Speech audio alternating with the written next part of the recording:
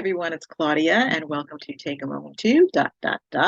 And that does represent the new topic that I bring to you each and every weekday that I hope will give you a moment to pause and think about what I'm saying and maybe even change perspective just a little bit.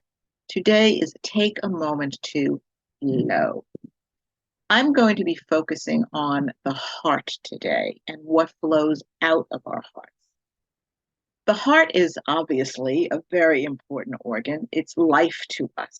The blood flows through the heart. It's everything. But what do we harbor in our hearts? What do we keep in our hearts? What is flowing out of us in the heart? I mean, the heart represents love in our culture, but also we have bitterness in our heart. We can have anger in our hearts, and it can be run deep.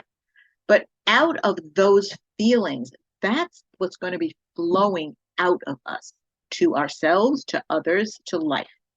So today I want to use a couple of scriptures, and it's so important that we guard our hearts because what we speak, we are putting out in the atmosphere, and it changes the atmosphere. It can also affect our lives and having something come to pass or not coming to pass. So we need to guard our hearts and what we speak.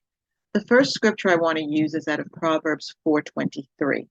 Above all else, guard your heart, for everything you do flows from it. That pretty much sums it up. So what is in your heart? What is flowing through your heart? If you harbor unforgiveness towards someone, forgive them. If there's anger, get to the root of it so you can get peace. Because anger and frustration will cause disease in your body. And do you want it to affect your heart on a physical level? Because that kind of thing in our hearts will. So it's important to guard our hearts, cut off those things that could be negative and cause disease, to cause anger, bitterness, but to let the love flow through us, to speak words of life. The other scripture I want to use is Luke 6:45. The good person out of the good treasure of his heart produces good, and the evil person out of his evil treasure produces evil. For out of the abundance of the heart, his mouth speaks. You can pretty much tell where someone is coming from with what they're speaking out of their mouth. Are they speaking life, or are they cursing people? I mean, this is another pet peeve of mine. When we curse people, when we are speaking curses over people, that is evil. And that is really revealing what's in the abundance of our heart when we are cursing others. How many people curse their own family members and friends and not even realizing that that's what they're doing, but it's revealing what is literally in their heart toward that person, toward a situation, toward a life event.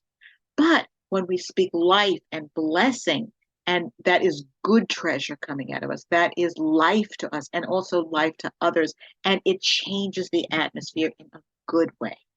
So I encourage you today to guard your hearts, to be aware of what's there, to deal proactively with changing your heart, if there's evil in there, to good. So today I encourage you to take a moment to low.